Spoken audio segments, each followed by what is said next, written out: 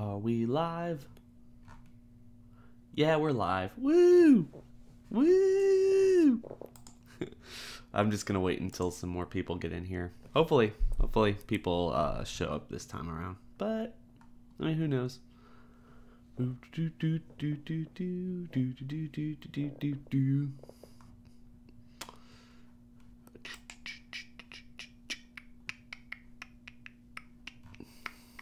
Ah! People showing up. What's up, guys? What's up? So guys, let's talk Dragon Ball. This is gonna be my video for today. Hopefully you guys have seen. First off, the first thing I want to say about YouTube that I'm really liking right now, I just want to get everyone listening y'all's opinions.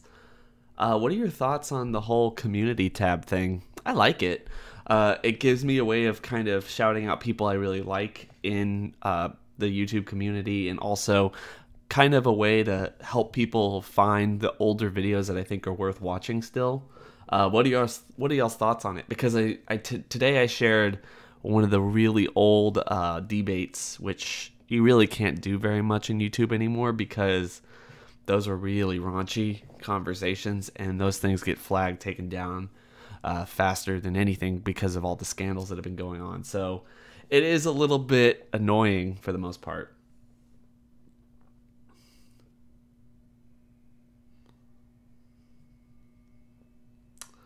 You guys can hear me, right? Like, I just want to make sure that you guys can hear me, so tell me in the comments if you guys can hear me.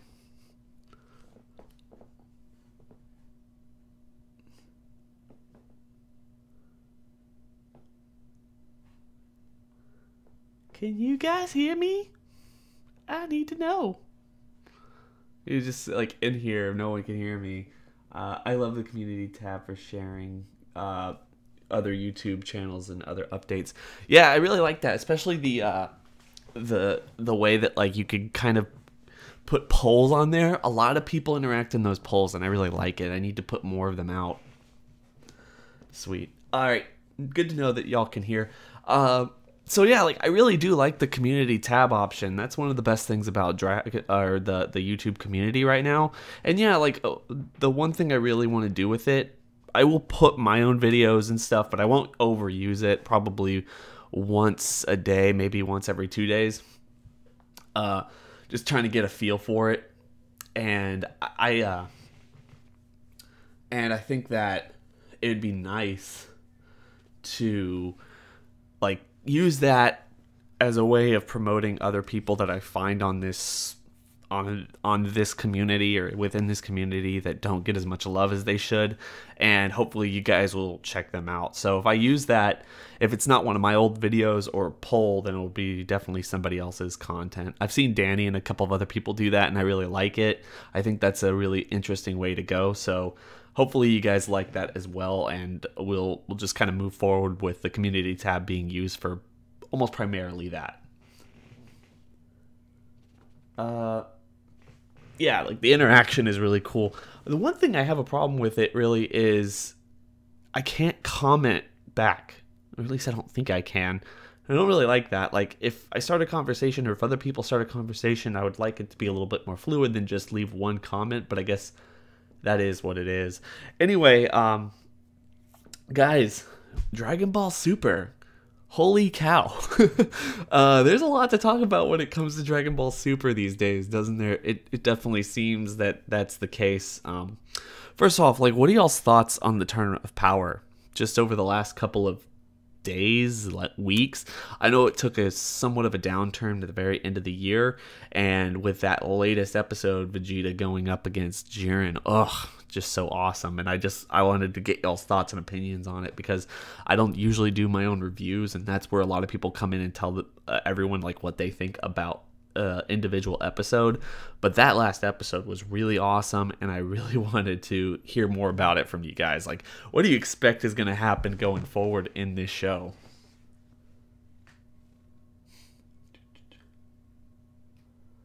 Android 17 is not a jabroni. That's true.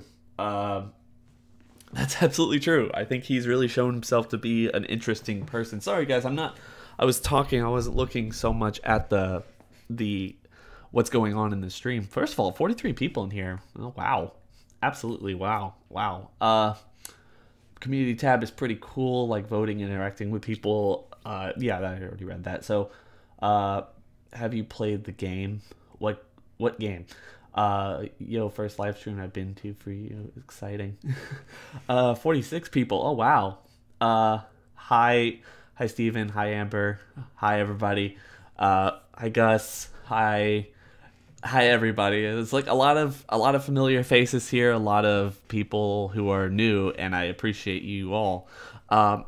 We'll go on here for a couple minutes. Maybe I'll bring some people in just if we have I don't know how long I'm going to be here. This is going to be, like I said, my upload for today. Hopefully we get a lot of nice interaction and whatnot. We're getting to the time where Fighters is coming out, and I'm gonna if you guys were around in my giveaway in December, like it's it got crazy. It got real crazy real quick. Oh, Dibsy's in here too. Yeah, like it got really crazy really quick, and there's going to be a lot of copies of Fighters being given out pretty soon here. I recently got a hold of most of the people who won, and probably either later tonight or tomorrow I need to get in touch with them and figure out a way to get it to them. 50 people! Okay, hi. Oh, Mark's in here too. Oh man, wow. You guys make me feel so special. Okay, so who wants to talk about Jiren for a little bit? I'm probably going to do a video about this at some point. Oh man, when's the next debate? The next debate is probably not going to be for a pretty long time, but yeah, who wants to talk about Jiren for a second? Because I wanted to do a video about this, but I don't really know my thoughts on it altogether at this point. But for the most part, I think Jiren's wish, whatever it might be, doesn't really matter. And I know a lot of people would jump at me if I said that, but at the same time,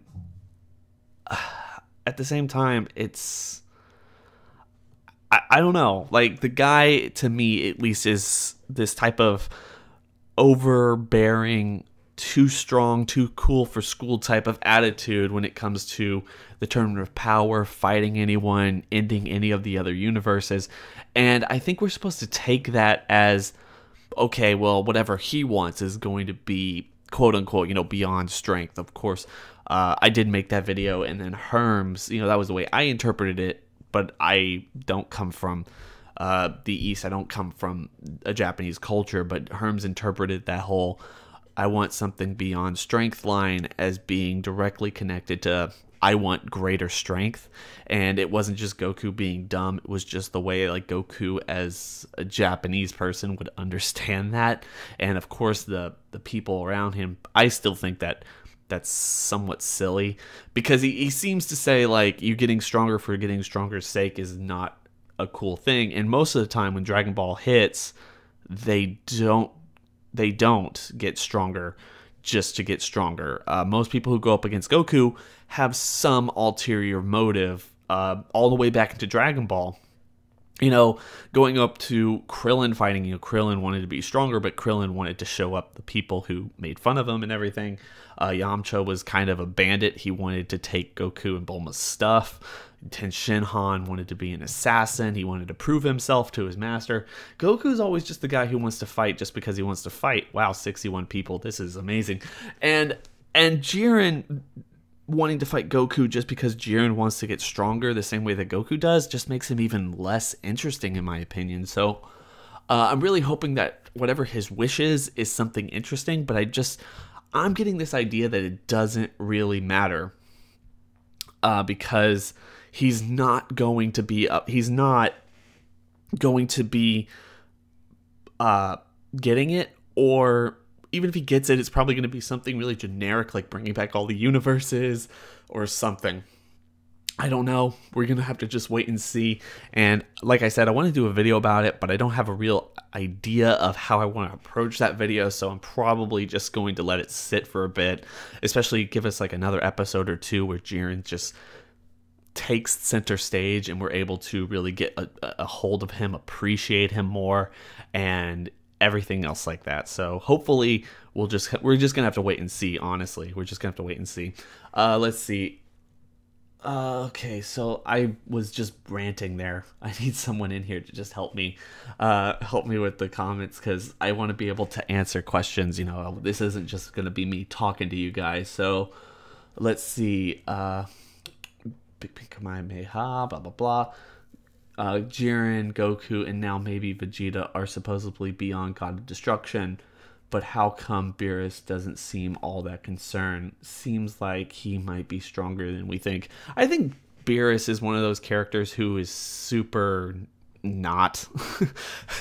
It's weird. Like, Beerus is just, he's never going to be surpassed by Goku and Vegeta because the story says that he can't. That's my interpretation of it. It's the way I come to think about Jiren and Goku and Vegeta versus Gods of Destruction. They might say it.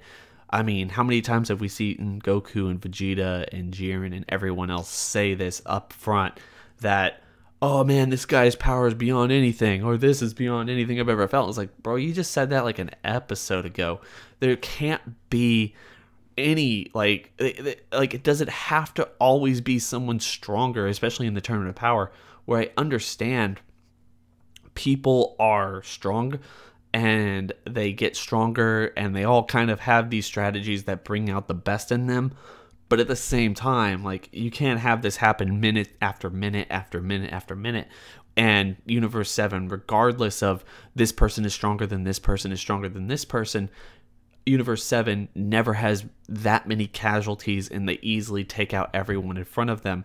I think that that's one of the reasons myself and a lot of other people have a great many problems with this show and its consistency. And I wouldn't be surprised if that's going to be just the thing that Dragon Ball Super is based on throughout the entire thing. It's going to be, throughout its entire run, Dragon Ball Z movie rules, where it doesn't matter the feats or things or look or design, anything from the villains, they're always stronger than the one that came before. So, you know, so a good example is Broly is stronger than Super 13, but Bojack is stronger than Broly until Broly's second coming, if you understand what I mean. But those things take place over years and months and all these other things. But Dragon Ball Super is working on the same logic in the span of minutes. And I think that's one of the reasons people have a huge problem with the power scaling of the Tournament of Power. And you can't really take it super seriously. So, yeah, Goku, Vegeta, Jiren all could get to God of Destruction level in Dragon Ball Super. But that doesn't mean that Beerus or any of the Gods of Destruction or Angels or anyone else isn't holding back, and they can easily get to a point where Goku and Vegeta and Jiren and all of them don't stand a chance very quickly, and just to serve the plot in that regard. So big spiel for me there, but that's just the way I interpret it. I'm not exactly sure what you guys think. Tell me about that. Oh God, I can't keep up with all this stuff. Lump King's here. Steven, 70 people watching Friday night. My people. What's up, real? Hey, One Punch. I'm sorry if I missed your comments, guys. So, if I did miss your comments, then just show them again.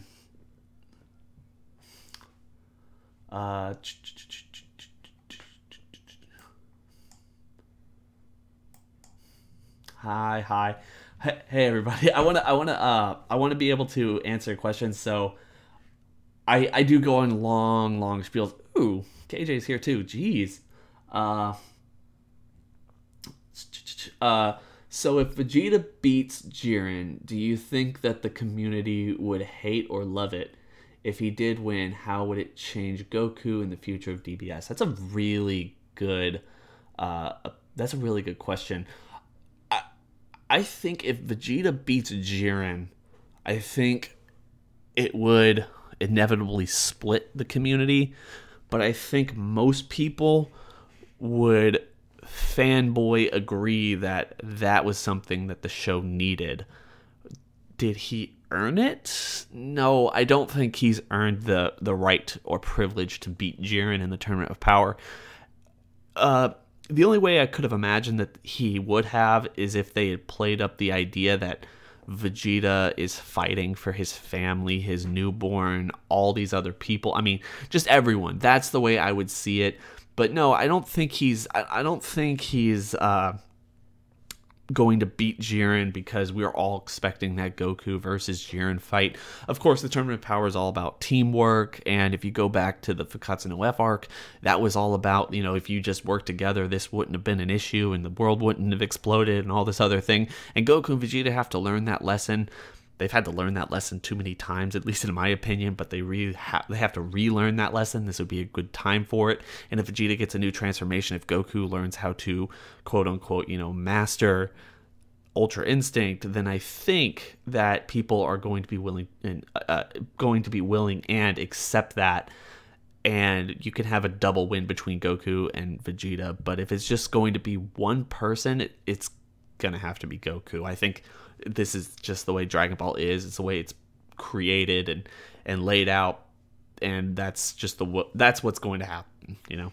All right. See, gotta go. My daughter said I need to grow up and and go to her and do her about. Wait, I got to go. My daughter said I need to grow up and do her bottle of milk. I don't have kids, folks.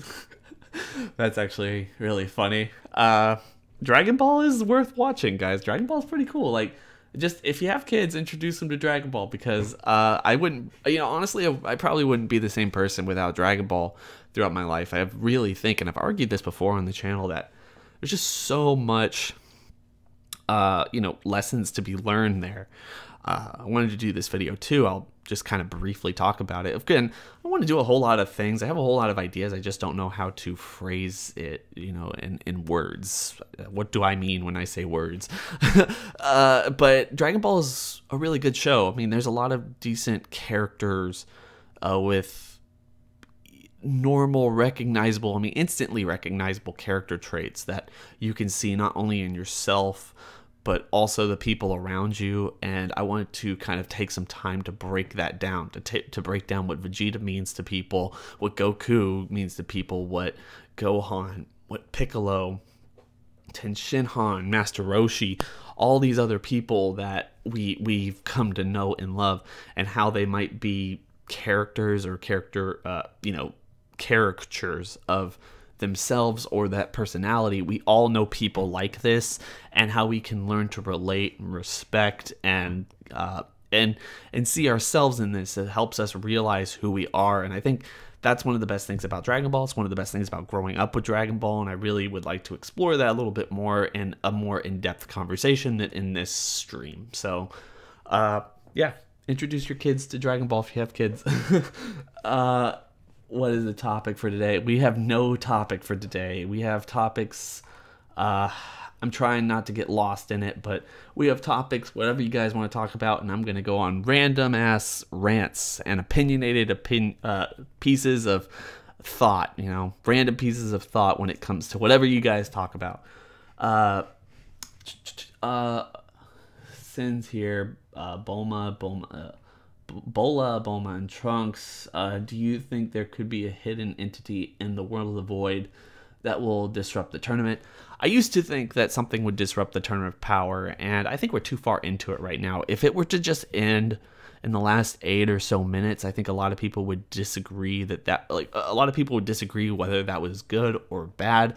But personally, I don't want that to happen just yet. When it comes to this tournament, it needs to end because we've gotten too far into it. If this tournament had gotten into the 20-minute mark and someone came in and disrupted, and there were still like 4 universes left, but they had just eliminated 4, especially if they had just eliminated Universe 6 and Universe 2 or something like that, I think it would have been like, okay, yeah, cool. that's actually kind of cool. I want to see how they progress there. They just lost Champa and everyone in Universe 6. Jiren is still kind of a dick. So it would have been fun. I don't see it happening now. I think they're going to end it, and it's still up in the air who's either going to win or even which universe is going to win. And I think that's the best thing about the Tournament of Power at this point, that if Universe 7 wins, yeah, it might be a little contrived, and I want more people to have a chance. Or even just Universe 11 seems like they're unbeatable right now, and letting Universe 7 get the win would feel really silly considering. But heck, I think it would be important to the story to have Universe 7 win, just because we know that this takes place during the 10-year time skip, and Goku and Vegeta and everyone else is still alive. But let's add more tension, I think. Let's have Universe 7 lose and slingshot into the next arc where maybe even Universe 7's gone. I think that would be the best thing about Dragon Ball Super at this point, was to throw that much of a curve or wrench in everything that we're expecting is going to happen, that it would make the next arc that much more exciting. If it's just the people from the world of the void who get to live, maybe even Beerus is gone and Whis is kind of nerfed, but Goku and Vegeta and Gohan and Frieza, let's say, because at the end of the day, or I guess for the most part, and this is silly, like I guess like Goku and Vegeta and Gohan, some, like those people are left, you know, and they're the main focus of the next arc. But because the Zenos are like, oh, I love Goku, they're like, throw Goku and them into like another game. And like, hey, if you win this game, then you get to bring back your universe. We'll let you because we like you, or something. And so we get the next arc. We get like our three main characters that everyone gives something or a little bit of a caring about. I would even throw out Gohan and make it Frieza, because that dynamic would be awesome. Like Goku, Frieza, and Vegeta having to work together in order to save their universe, and at the same time, maybe it takes place over the same like one day too. So Frieza's whole like one day pass thing still makes sense if you want to make it that clear. And then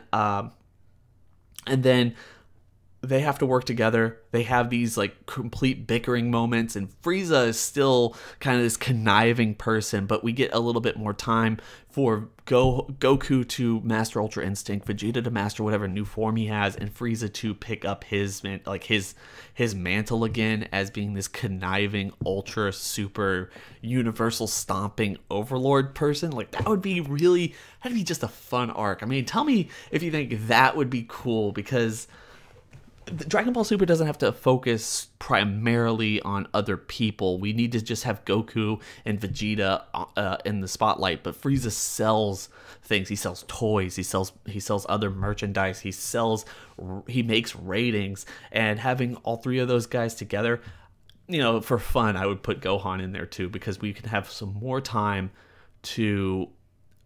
We could have more time for Gohan to actually achieve the transformation that he was talking about at the very beginning of Dragon Ball Super. That would be cool. Something I would definitely flock to, and I think a lot of people would as well. Should I bring somebody else into this? Because talking for like 25 minutes is harsh. Let's see. I know I'm skipping a ton of comments, guys. I usually try to answer all the comments, but I'm just skipping around primarily because I get on my little rants, and it just kind of shoots me down to the very bottom of it. So that's the problem I'm having. Let's see. How can the Super Dragon Balls be around since Universe 6 is gone? When Kami fused with Piccolo, the Dragon Balls turned to stone. Same with Guru.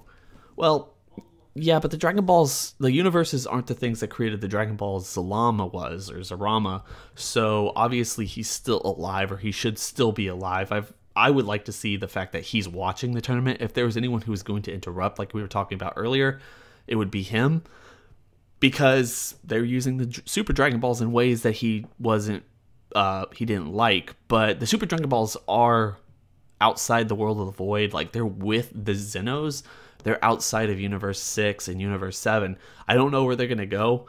Kyokai has been trying to get me to do that discussion video for a long time, and it's really interesting. And if he wasn't so busy, I think we would have done it by now. But hopefully sometime in the next couple days, we'll get that video out a little bit. I'm going to try to see if MJ, do you want to come in here? I don't know if he's even still in here. Big question, is Zarama stronger or strong as Zeno? We don't know. I think he has potential to be stronger. I mean, it just depends on what they want to do. All right, we'll bring in KJ. He has to get on Discord though. We're waiting. So yeah, I think that's one of the things that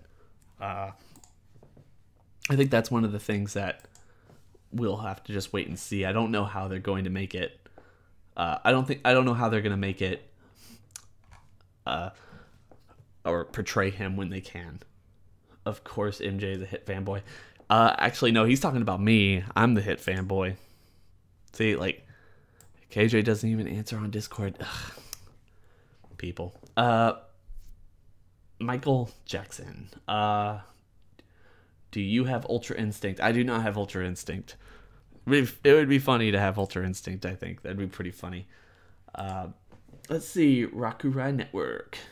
I guess Mark does have Ultra Instinct, yes. This is literally... Please make Oob a main character. Toei, Taro, Toriyama, the three great T's. I would also really like to see Toriyama or someone. Oh wait, hello. All right, let me see. That should put you on here. Can y'all hear him? Say something. Hey guys, what is up? Dragon Ball FighterZ is best game. Oh my god. We're not talking about Dragon Ball FighterZ. We're not. We're not. Can you guys can hear him, right? So yeah, like we're talking about Dragon Ball and all forms of Dragon Ball. Hopefully we get more questions. You can help me. What's the longest you can fart? That's not Dragon Ball related. Oh. I mean, we can answer it. Oh my gosh. Oh my gosh. No. There's been long ones. I'll say that if you must know. I don't time them. Yeah, I don't really put out a stopwatch and just calculate the law of cosine for my farts. I can't really say I go that far in depth. See, okay, I want to go back, get off that topic. I want to go back to what MJ just said. He says Oob has the potential to be a beast, and you know what? I have to say this. There's so many people who have who have jumped down my throat when it comes to Oob in Dragon Ball Super, and I know, I'm not the power scaler of the community. You got to go to MJ, you got to go to Seth, you got to go to other people in the community in order to get decent power scaling. My point is, and I hope, like, I think you could help with this as well, because you yourself are more story inclined than anything else. I think Dragon Ball Super has made really awesome steps narratively, utilizing the time skip, the 10-year time skip, in order to, I think skillfully for the most part, because a lot of people seem to not realize this, plant the seeds for Oob's inevitable introduction into the series, if we get past it, with not only bringing back Frieza, because the whole future, like the whole retelling of the movies and bringing back Frieza really makes sense now when you look at in context with him coming back, him getting golden form, and being able to compete in the Tournament of Power. But it also shows the idea that this character was the first Goliath of the series, the first we can't get anywhere close to him, and we need to bring out this ancient prophecy that Vegeta's been talking about for the last year or so, at least on the anime and the manga side, in order to beat this guy. And he comes in, very first thing he says is like, yeah, but I never trained. Like, I was just like that. I was the master of the universe outside of these two people, Beerus and Majin Buu, without training. And I'll just go train because I obviously have potential. I was just like that inevitably. And you think, oh wow, like that's how strong. Like, my initial reaction is, oh wow, that's how strong Oob can get. And then a lot of people jump down my throat. Well, Oob's a human being, but they even answer that with how strong 17 has become. Like, 17's a human being. Yeah, I mean they've given context that being, and this is what I like about Super is that it really feels like being a Saiyan doesn't automatically mean you're just guaranteed to win. There are always these gods above you. There are always these angels above you. And even the humans, I mean, Android 17, for example, is ridiculously strong at this point. Mm-hmm. And they've given a well amount of context to say that, being a Saiyan isn't the only way to be powerful, And with Oob, that was, I mean, if that part aired today, it would frustrate people, I bet. But it doesn't seem outlandish because, again, just knowing that Oob can be that strong, because I mean in the manga he hit him, he kicked his Goku's, I believe it was his left wrist, and it made him like really just be like, ow, that actually hurt, and we don't know how much power he was using obviously, but still the fact that this kid who has never trained before in his life is able to even make this Goku, who at this point has God Ki, has all these other things under his belt, can still make him wince in a little bit of pain. That's a strong statement for how powerful he can become. Mm-hmm. Exactly. And like, so that's what I'm saying is this idea is subtly being hinted almost every single arc now that Oob can become this. There's no, like you said, there's no barrier anymore like we had in the Majin Buu arc of Dragon Ball Z, that you need to be a Saiyan in order to be relevant. Dragon Ball Super has upended that and saying you just need potential, and you need strength, and no matter how strong you are, you can consistently topple that strength and get stronger and stronger and stronger. And if you have a lot of strength and you don't train, you can get that much more powerful that quickly. And I think that's one of the cool things about this. I think that's one of the best things about the story here is they keep mentioning Oob. They keep showing these situations with Goku subtly, very subtly being pushed into that mentor role outside of wanting to get stronger and stronger and stronger. In fact, like, I was talking about this earlier. I don't know when you came in or what you heard, but go back to what he was saying with Jiren. And as I already said here, Jiren's words are interpreted, at least in the Japanese culture, to mean he just wants to get stronger. I don't really like that. But if he's seeking something that lies beyond strength, it would be cool if that's one of the other things that helps Goku realize, outside of Kefla or Caulifla and Kale, and the idea that he needs to be more of a mentor now, what lies beyond strength is probably bringing out strength in people. It's what Goku does anyway. So I don't know, like, there's just a lot there that can build his character to the point where we saw him in the end of Z, and it's very interesting.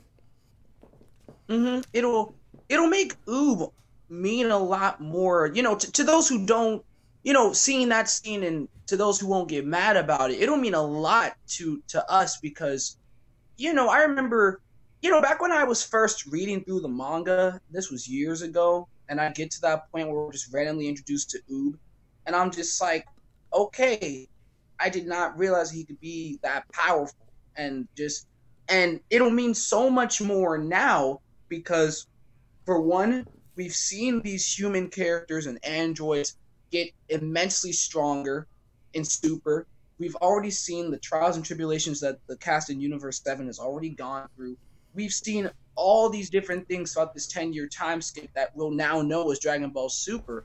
So that by the time we get to the tournament and we get Oob there, he'll mean so much more as a character. Because before GT ever came around, he kind of was just it was kind of like, oh, cool, Oob, he exists, awesome, and we didn't really get much on him from that point Yeah. forward. But with all the context that Super has given to how strong these characters can be, Hmm. it makes it so much more interesting to think of.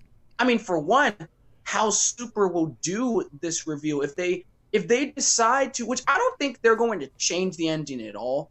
More, what's more likely is that they may just, modernize a few things, but maybe, maybe Beerus goes back to sleep and Whis with him, stuff like that. And the reveal of Oob, I think, is going to be something awesome. It's going to be an event for Hmm. sure, because that's what I like so much, is that it's going to make this scene that we just saw in the manga all these years ago, that kind of didn't really mean much to us at that time, and it's going to make it mean so much more. I mean, we could even get answers to unanswered questions like, for example, like, why is everyone freaking out that Goku's leaving if he has instant transmission? That kind of thing. Like, they could make it more concrete, which I've never had an issue with that ending at all, but they could make those things a bit more concrete for the fans who are a bit more confused. Yeah. No, I completely agree. And uh, there is one thing people were talking in the comments. I was looking at the chat here. I agree with you when it comes to Oob. Like, Oob's character is interesting. I think Dragon Ball Super has kind of made him a little bit more interesting than he even was at the end of Dragon Ball Z. A lot of people would disagree with that, but a lot of people here were talking about it. Just briefly get your opinion on this. Dispo and Dispo's character in Dragon Ball Z or Dragon Ball Super. How fast is he? Whether he is a match for Gohan and Frieza, and anyone else who decides to fight him at any given point in Dragon Ball's Super. I like Dispo. I can't wait to see him actually get some shine. And the very fact that he is super fast, I was just hoping, me personally, I was just hoping for a birder reference at some point, because he's like sitting there.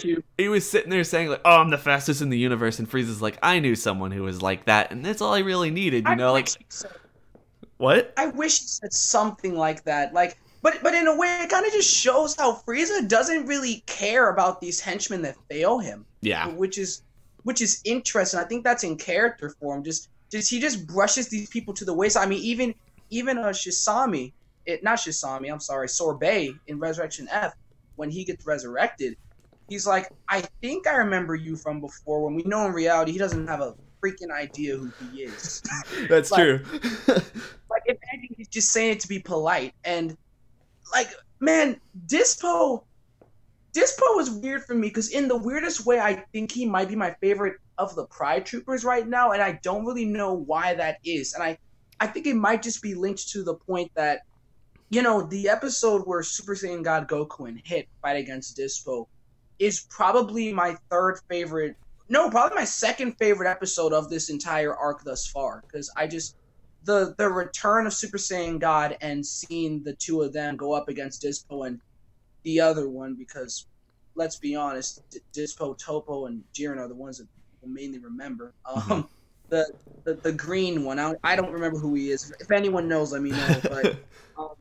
But it's weird, because what I'm trying to understand, not what I'm trying to understand, but why I really just genuinely think that Frieza is just playing him is, and again, I'm no power scaling expert either. I don't even want to give off that impression. So if I get any details wrong here, then, just context. Super Saiyan God Goku and Hit are fighting against Dispo, and Hit is able to counter Dispo. He's able to figure out a tactical way to take him down. He doesn't eliminate him or anything, but he's still able to get the upper hand on him. Frieza is in this situation right now where I think he's just extremely caught off guard, because this is the first situation where he's actually been in sort of a risky playing field at the moment. I mean, if you want to count Raza charging at him to him immediately dodging, then sure, but I don't think we've seen Frieza be... I mean, when Dispo just grabbed his tail, I mean, that's the first time we've seen Frieza be absolutely, like, kind of humiliated during the tournament. That was great, though. It was, but I guarantee you that last frame that we see him in 122, where he's just lying on the ground, I guarantee you he's so mad. He is so mad right now, just angry. Like, Frieza has changed so much since Z and even since Resurrection F. He's changed so much. And Golden Frieza is nowhere near to what true Golden Frieza is now. Mm-hmm. Like, I still am of the mindset that once he goes true Golden Frieza, Dispo literally has no chance. And I still think that Frieza is really just, I mean, throughout the whole tournament, he's been keeping his power really to himself. He hasn't really been exerting himself much like the others are, which in a certain way is actually really smart. Because he's really trying to gauge his energy just in case something happens to where he has to fight Jiren or something like that. But he even made it clear to Goku he's trying to stay as far away from that as he possibly can. Mm-hmm. But against Dispo, it's a weird match because we haven't really seen Dispo go completely all out, and we haven't seen Frieza go all out. That's sort of Dragon Ball's thing in general. We don't really see many of these characters go all out. I really hope that Frieza doesn't get knocked out. I really, really, really don't, because, I mean, in all the conversations that we've had, I know for a fact that you know that one of the Tournament of Power's main appeals for me is Frieza. So it's like, as soon as Frieza is gone, that sort of takes away a special part of this arc for me. But even still, if they take him out, I could definitely see it being because he was just so confident that he didn't need to go True Golden, that his ego was just too high and he underestimated Dispo, that kind of thing. Yeah, you know, I agree, and I don't think Dispo's going to take Frieza out. As I already said, I want Goku. I know it probably won't happen, but it'd be great to have Goku, Vegeta, and Frieza, the last three people on the stage, just because I think the bickering would be phenomenal. But no, I don't think Dispo. If anyone, the last two people who really are just fodder at this point are probably 17. He has way too much under his belt already at this point in the tournament. He's done a whole lot, and then we have Dispo, who is also fodder for the most part. And I'd even go as far as say that Topo is the third one out there, outside of the four remaining: Gohan, Vegeta, Goku, and Frieza, and then Jiren are the only five people that really matter on the stage at this point. But I did see this one thing, and I know a lot of people are talking about Hit and Dispo right now in the comments, but I wanted to go back because I was actually thinking about this. Like, somebody, I'm sure, like you, I'm sure most of you people who are listening right now, or even or some of the people who have the YouTube channels or whatnot, they have like Twitter, and there's things that like you say on Twitter and kind of goes unnoticed and unappreciated or whatever. And then like one night, and this is weird, I don't know where people find this stuff, whether they're just scrolling through the months and months of, or weeks and weeks of tweets I have, but you just get this random like or heart on something that you posted a while ago, and you're like, oh, how did anyone find that? Like, that's weird. But someone was talking about the 2018 movie, the movie that we're getting at the very end of the year, and asking like thoughts about it. And I just wanted to go back. I'm sorry. Just tell me this now. If you see it, KJ, just shout them out. Someone was asking, okay, do you think it's a documentary or something? And I don't think it's a documentary. I think it's going to be a legit story. And even though it would be really cool to flip it on its head, I think it would be cool to have like flip it on its head and have is it Yamoshi? What is what's his name? Yamoshi. Something like that. Yeah.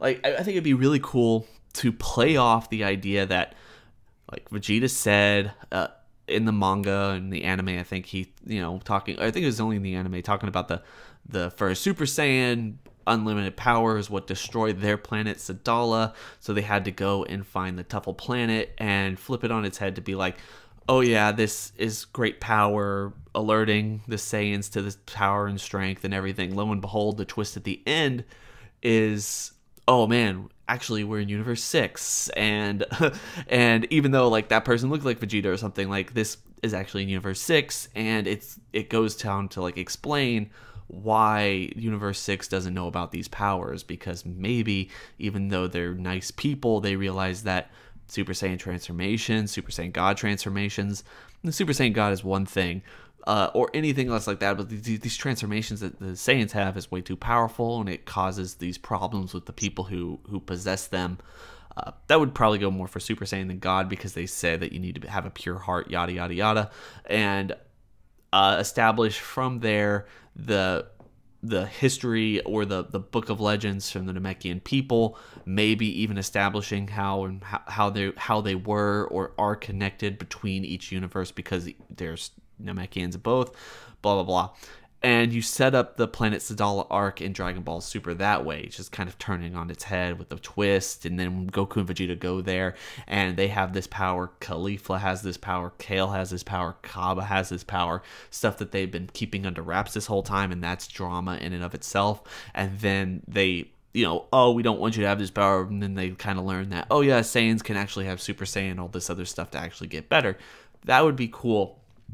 The thing that I would really like to see, though, and this is what, that huge aside, the thing that I would actually like to see, though, is it take place in Universe 7, and it take place showing Yamoshi or whatever actually going through the steps of becoming the Super Saiyan God, as they explained in the movie, and taking down the first Super Saiyan, this first Super Saiyan that is in consistently or constantly in his Ozaru form, because he can't control the power, and it's kind of like this Broly-esque figure.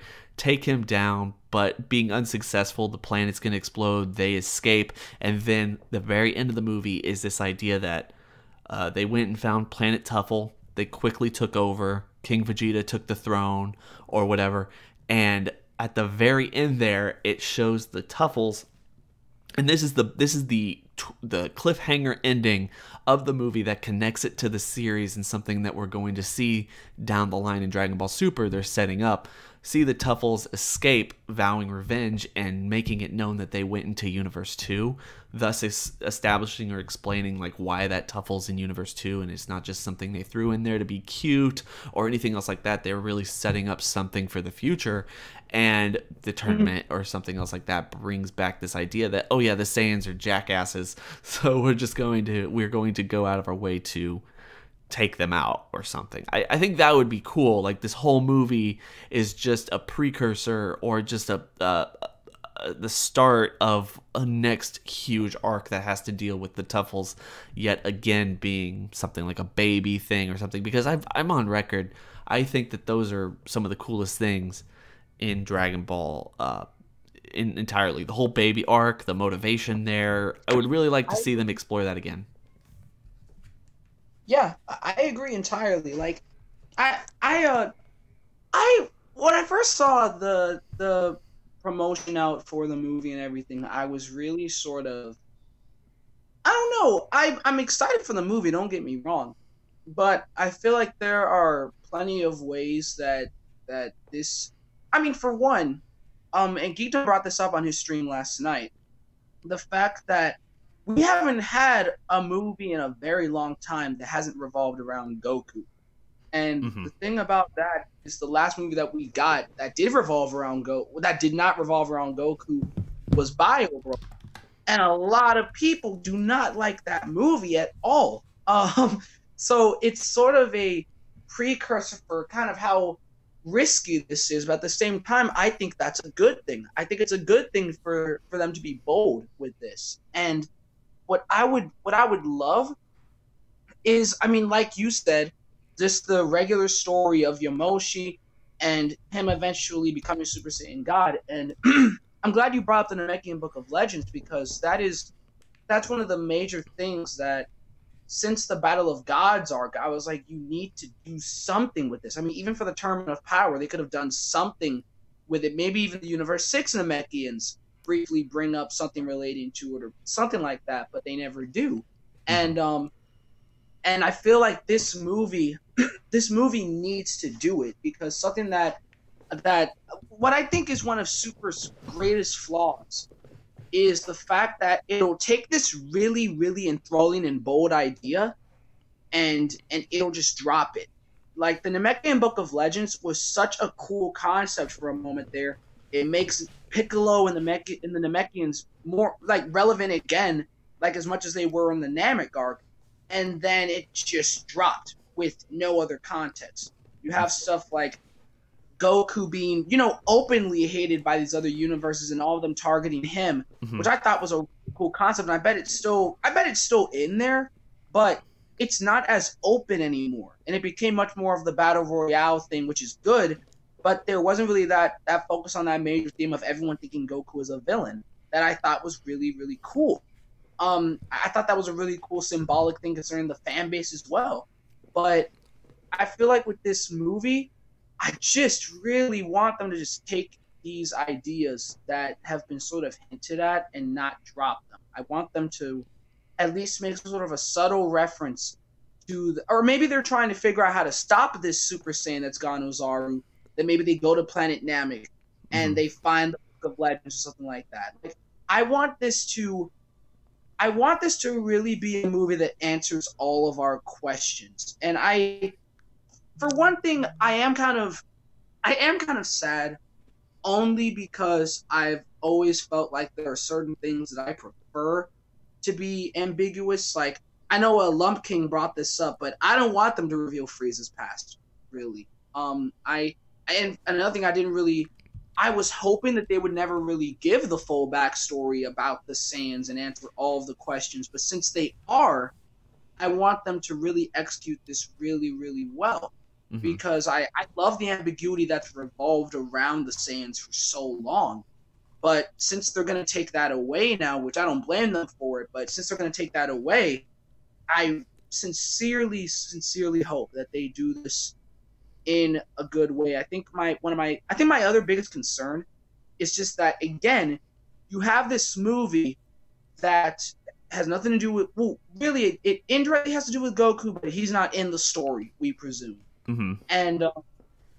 And I worry because, one thing that people hate about Dragon Ball Minus, I don't mind it, but one thing that people absolutely loathe about it is that it made I don't know if you pronounce it Jiren or Gine, honestly. I'm not sure. I've heard it both ways. Gine. I pronounce it Gine. Okay, well, Gine and Bardock, it made them both really nice. And I didn't mind that, but it's a fair criticism, I think, from people that said that it makes Goku's kind personality a lot less special. Now, bearing that in mind, I have to, remember that it was mainly Goku falling down and getting hit on the head that made him a nice person, because he was a rowdy child before he got hit on the head. Let's remember that. But it's interesting because they altered these personalities to. I think Toriyama did so because he thought that this is what people expect from, from these characters to be a bit more kind-hearted. And I worry that with this movie, they'll try to compensate for Goku and the others not being there by making each of these characters very, very similar to their present counterpart now. So like maybe Yamoshi has personality traits that are very, very similar to Goku, which I think would be cool.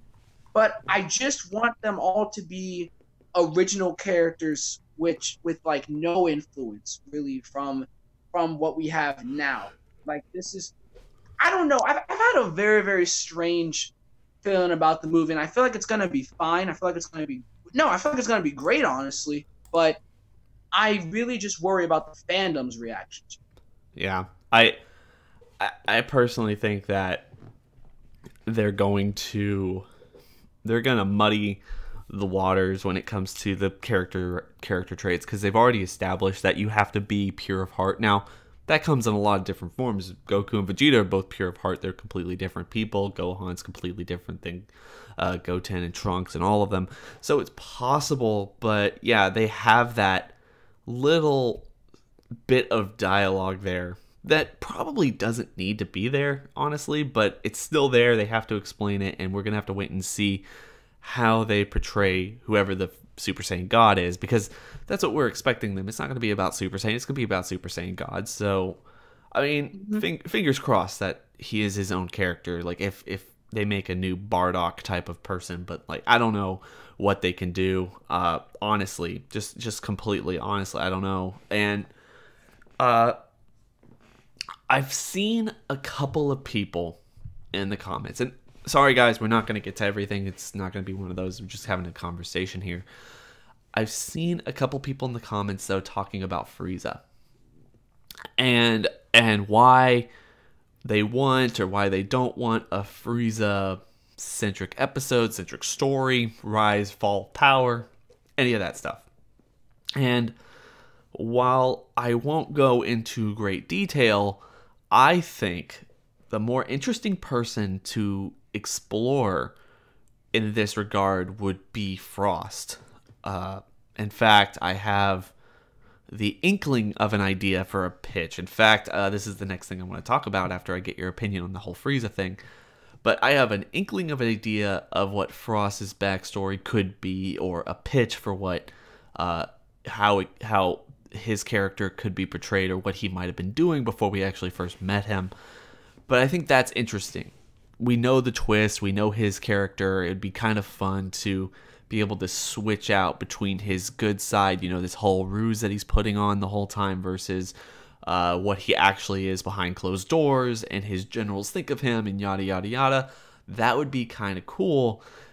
On the other hand, Frieza to me is not very interesting. In fact, it'd probably be better not to see how he trains, or what his life was like, or how his rise to power, because Frieza is as much fun as he is, he's really one-dimensional. And I'll just, you know, you have to put that in context, because without the things that make Frieza awesome, the stuff that he's doing, you know, his attitude towards things, his overwhelming confidence in himself, and all this other stuff, and even his, although I would argue that it's not the best thing ever, like when Frieza gets put into a corner and the fact that he acts like a child for most of the time, that's not really an overwhelming positive in my opinion.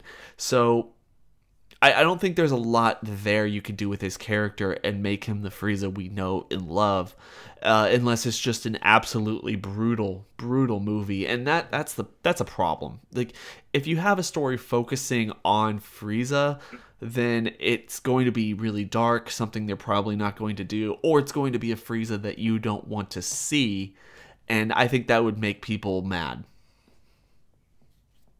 Yeah, I agree. Like, I mean, that's what I'm worried about. It's sort of like, people gotta understand that when they want an answer to a question, they say that thinking that it's going to be the answer that they want.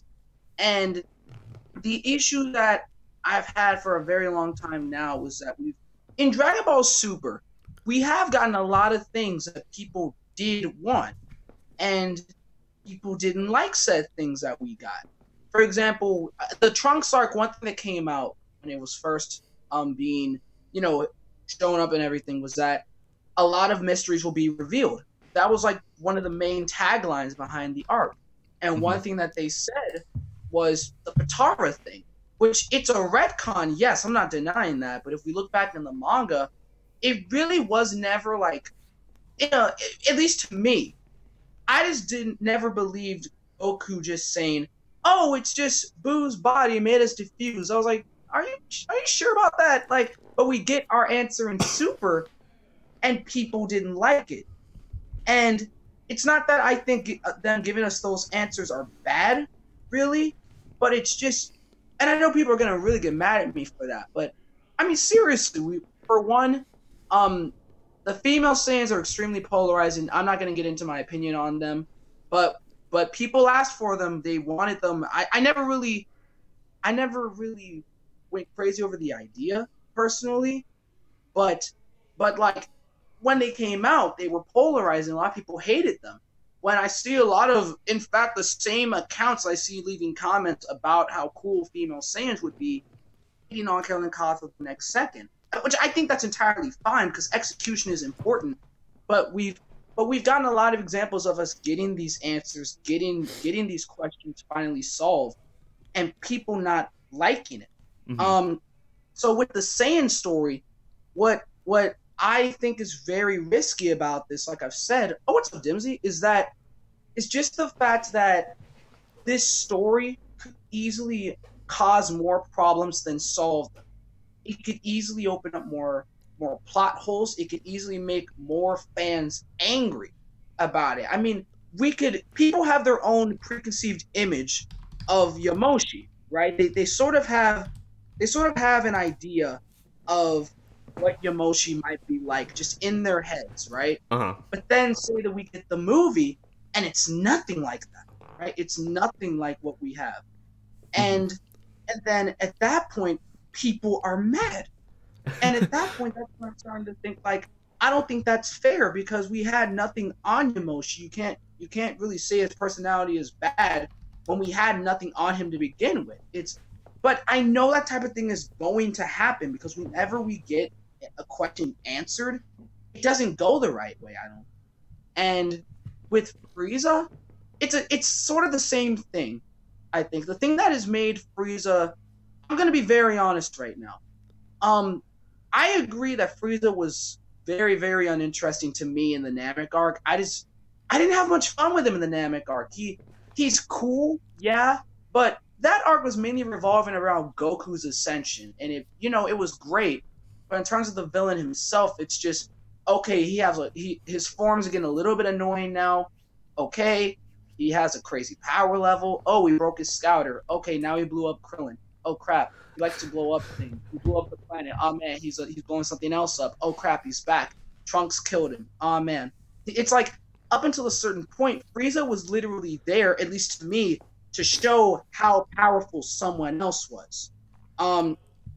Trunks being the biggest example, honestly, but in Super, Resurrection F arc aside here, because I'm really talking about the Tournament of Power arc, like this arc has changed my entire opinion of Frieza. Because you have this villain who we know he hates Saiyans. We know that he absolutely loathes people who are against him. And yet at the same time, he's still willing to fight with Universe 7. We know he has his own motives. And yet at the same time, he's willing to care about repaying these debts that he feels he owes Goku from as early as the Namek arc. I mean, even in the scene where he heals him, he repeats the exact same lines that Goku said to him on Namek, which is just insane, which it shows you Frieza holds on to these things, which adds a certain part to his character, and it adds to what I think one of the major appeals of Frieza was in the Namek arc was that he's so gentlemanly. He's such a freaking prick at the same time, and it's like with the Tournament of Power has done such a good job of executing that. I mean, episode 95 is probably my favorite Super episode altogether, and it's because it explores that Goku and Frieza dynamic, and it shows like Frieza is willing to work with Goku, but we see how, for one, in Resurrection F, we have him being afraid of Beerus, and then in this arc, Beerus literally goes right behind Frieza and threatens him. Frieza just doesn't care. He doesn't care anymore, and he's just. And sure, if they fight, yeah, Beerus is going to absolutely mop the floor with him. But it's the fact that we see this development of Frieza from the Namek arc up until now. He doesn't have this open, childish fear anymore. He's still the only time he acts like a child anymore is when someone acts like they're above him.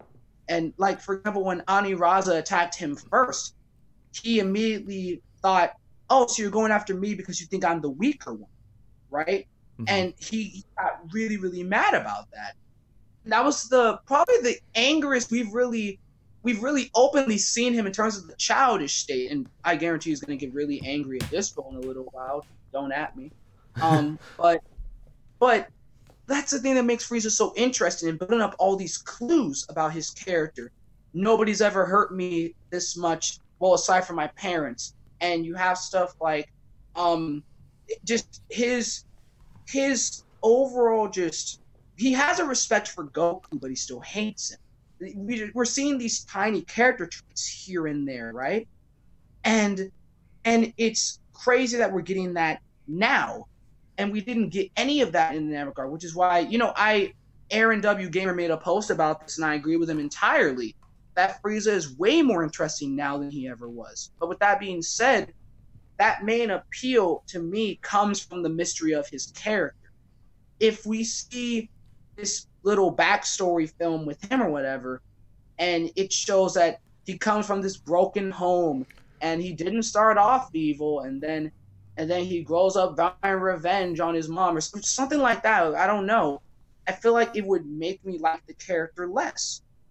And again, people have got to remember that yeah, you can have all the answers in the world when it comes to these Dragon Ball characters and scenarios, but would you can't say you want the answer assuming that's the answer that you want. Yeah, and that's the big problem when it comes to Frieza's character. Honestly, is he just needs to remain he just has to remain the way he is, because like Goku, although we got to see Goku grow up, obviously he's the main person of the story, but he'll never change. We don't want Frieza to change, and if you make it clear that yeah, he grew into this mentality, like he grew into this man-child, like I just don't imagine Frieza having ever had to deal with anything that remotely gives him any trouble, so he didn't really have to grow up, and that doesn't, at least in my opinion, relate to any real awesome type of story. And that brings me to my next point. Of course, a lot of people people are still talking about Frieza. They're saying hi to everyone, hi Ninja and Ninjas in the chat. So the thing I would say is, you guys know, for the most part, that one of the things I want to do with my channel, at least this year, I've been working on things. I was promoting on Twitter a couple days ago. I'm very excited about this. I'm going to do, hopefully in the next month or two, a collaboration with Danny or Geekdom 101 to bring forth my 13-page script I wrote about future Gohan, basically replacing future Gohan with future Trunks in the Cell arc. And why I believe, story-wise, that would have made a whole lot of sense. And of course, a lot of things change. There's a whole lot of stuff that's there that is definitely changed. A lot of things that you kind of get rid of. Of course, Vegeta probably doesn't have as much character development in this story around because Trunks isn't there. But I think Gohan has a lot more character development, and I think that Gohan's relationship with people that he's been interacted with throughout most of his life, I mean, considering he has, at least in my pitch, 3 father figures. You know, he has Goku, he has Piccolo, and then he has Vegeta, and he learns, his future self at least learns a lot from them. He has these ideas of who they are and who they were as living people before they all kind of met their end in some way, and he goes back and he gets to see how all these people interact and how he kind of conforms with their reality, or he doesn't and they let him down. And I think that's something I really would like to explore. But another thing I'd really want to say, another thing I really want to put out there, and I've been trying to think about, you know, obviously I don't want to give anything too much away. I haven't written any scripts and I don't have a whole lot figured out when it comes to other characters or other side stories I'd like to see, or arcs. One of the things I would really like to do, honestly, is do a sequel to that whole Gohan thing, where instead of anyone else, like not a Boo type arc coming in, it would be Janemba, because I always thought Janemba was a really awesome villain. And he could have been, it would have been a lot more interesting, considering the idea that you could bring back characters from Dragon Ball. You can bring back characters from Dragon Ball Z, and these people who could potentially haunt other people, you know, Piccolo versus Piccolo Daimao, or Gohan versus the Ginyu Force, but because of some cosmic entity, or because Janemba is just this resonating source of evil, that they're all stronger than they really should be. And then you have Gohan having to face that again. You know, Recoome broke his neck and he has to face Recoome again, but Recoome is way too strong for him, and yada yada. Like, there's just a lot of possibility there, a lot of really good story moments, character moments, a lot of depth and growth in them. But when it comes to characters introduced in Dragon Ball Super, I know a lot of people think I'm a Hit fanboy. I admit to it fully. I think I am a Hit fanboy. And I would want to figure out a way to bring Hit story to the forefront. And the problem is with Hit, exactly like what you were talking about with Frieza, is there's just not a whole lot there. We don't know a whole lot about Hit or what his backstory is or anything else like that. And I had this idea way back when we first met him and we got done with the Champa arc. And it was funny because I had pitched this idea to other people around me, and Frozen Particle, and maybe Kevin, Golden Scouter. I can't really remember every single person, but definitely the people I was talking to at the time. Oh, like that would be awesome. And then I met MJ, and MJ eventually told me, I was like, oh, I have this pitch for like Hit's backstory, and we basically had the exact same pitch. And I liked that pitch. I developed and wrote out that pitch, but then I kind of threw it away, saying, it's a little too generic. It's a little too much like what everyone is expecting Hit's backstory to be, so you need to do something completely different. And then I was like, I think I cracked it, and I don't want to give everything away, obviously, but I wanted to get your opinions and everyone else who's listening, who mostly when I do these chats, I get so caught up in whatever I'm talking about that I don't answer a lot of people's questions, so they have their own conversation in the chats. But I think it would be cool, just opening scene, right? So it's all taking place before, this all takes place before the Champa arc of Dragon Ball Super. And at this point, Hit doesn't know anybody. Obviously, he's this legendary assassin. And because he's a legendary assassin, because they make him in that arc, and even in this arc, honestly, to be the strongest person in the universe, or I guess it's arguably the strongest person in the universe, people don't step to Hit. And the only two interesting stories I can think about is either Hit is young, naive, and learning to be who he is, learning the Tokotabashi, which I think, and the way I would portray it or illustrate it would be awesome. The discovery, the birth of the Tokotabashi in him would be awesome. But that's not what I'm going to be focusing on. It's either he's not strong and someone beats the ever-living hell out of him to actually make him strong, because that's what we've seen from him time and time again, or he's the strongest person in the room and he's so melodramatic about everything, and he's so, I'm unwilling to even lift a finger for everyone else, that everything going around him is almost comical. He doesn't he's so apathetic to everything going on that everyone else is getting their shit rocked. Everyone's getting completely massacred, and he's just standing there, just waiting for, something to interest him. So what I would do, it's dead of night, coming in, it's dead of night, and this hooded figure is like running up in this maximum security cell, prison or military base or something, and instead of like key blasts and everything else like that, you got to be sneaky. So this guy in the dead of night in these shadows is going around fighting people and taking people out. It's very stealth-like, and of course, as he gets further and further in, he's throwing people around until eventually we have this. If you guys have seen The Raid, I think it would be great to have just a huge martial arts fight with one person versus a lot of people. And I because I'm uncreative enough, my staple here, as I've talked about everywhere, would be fine because it works into the greater story of things, is the Tuffles.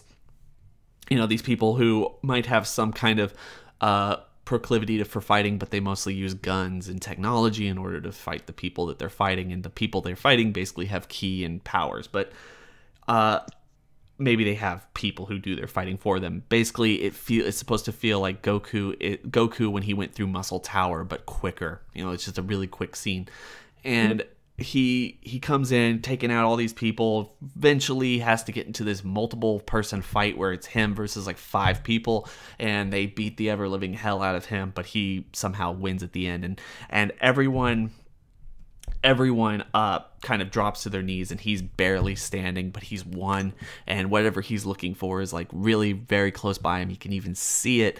And throughout all of this, I think it would be great is every time he gets through a building, basically, or once he gets through the first 2 major issues taking people out, we have these cuts between what this new guy is doing and this guy walking. It's just first it's boots, and then it's hands in pockets, and then it's just like we're slowly moving up until we see Hit. And as he's walking, eyes closed in a straight line, you just see these people on the waist side. You know, everyone has been taken out by this guy before him. And eventually we go back to the guy. He's taken out everyone. And he's sitting there. And just as he's about to get like whatever he's going for, right? Just he's surrounded. Like he is surrounded by people with guns. You know, he's target number one. He's gonna get slaughtered. And as soon as that happens, you have the Tokutobashi like room splintered dimension thing come up around the entire thing, and then just everyone falls. Like everyone, like all these people just like completely like passed out on the floor. They're all incapacitated, and this guy like turns around and his hood falls down, and it's a young nail-like Namekian, and he's like so beaten, so bruised, and Hit looks at him, you know, like Hit gives him that stare, and he just kind of like passes out on the floor. And that's really all I'll go in there. But the whole point here is this whole movie is supposed to be like a buddy comedy where Hit is begrudgingly accepting a job from this Namekian, maybe because, and I haven't decided yet, like he has something that Hit wants, and he has something that Hit needs, or something, like whatever, and or maybe even offers him the Dragon Balls. But eventually, because he's a Namekian, they get into like these hijinks. They're all looking something like a Rogue One, like we need to get plans, or you know, something, and throughout this, they're bonding. It's funny. And eventually Hit realizes, because of this guy, because he's a Namekian, because of all this stuff, that there's a multiverse, there's smart Namekian Book of Legends, there's a multiverse, there's greater powers, and all this other stuff. And Hit realizes that, you know, I just need to get out of this universe. I haven't decided the motivation yet, but just like, I need to get out of this universe. And then at the very end, Vado shows up, and he's like, we need you for something. He's like, okay, deal, but... And then we go into the Champ arc or something like that. And another thing, and what the other thing I want, and this is an ambitious project, mind you, but I want to pitch this as a 3-part story. And I won't give any much more away besides one is a story about Hit, and then we move into a story about Kaba, and then we move into a story about Frost. And all these stories are taking place around the same time as each other, right before the Champa tournament. And this plays into all their motivations for fighting and in that tournament. And we get a little bit more of their characters and what they want and all this other stuff. So, I mean, I don't know. I just thought that, like you said earlier with the Frieza thing, you can't do Frieza because Frieza's one-dimensional. It's fun. It's fun. It works, but it's one-dimensional. The same thing with Hit. So you need to find a way around it to do something more entertaining, something you wouldn't expect from a shonen show, you know? Yeah, exactly. Like, and I want to clarify too, because being one-dimensional, I think you know, before anyone gets upset by that, like, one-dimensional doesn't automatically mean it's a bad thing.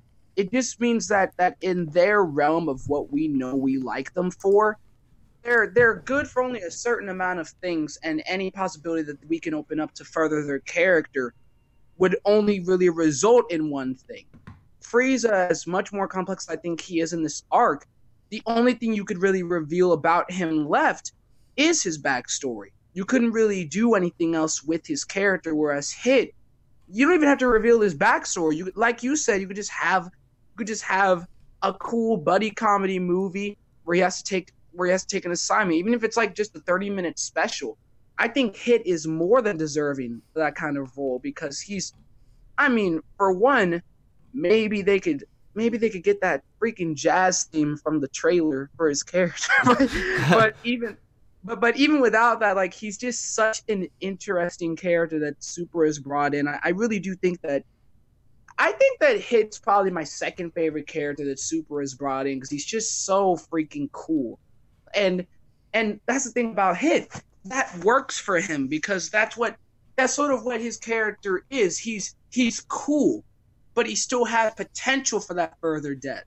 Like, And like that's just what I think is so awesome about him. I mean, just like how I feel like in a way Jiren is like the Superman of Dragon Ball's multiverse now. It's like Hit feels like Hit feels like this more laid back Agent 47 of well, not Agent 47, but like this Hitman of the Dragon Ball multiverse. I just think works really really well.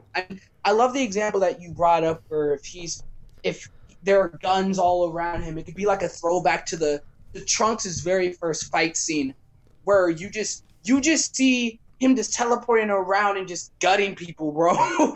And then by the time all the dust settles, everyone's just on the ground.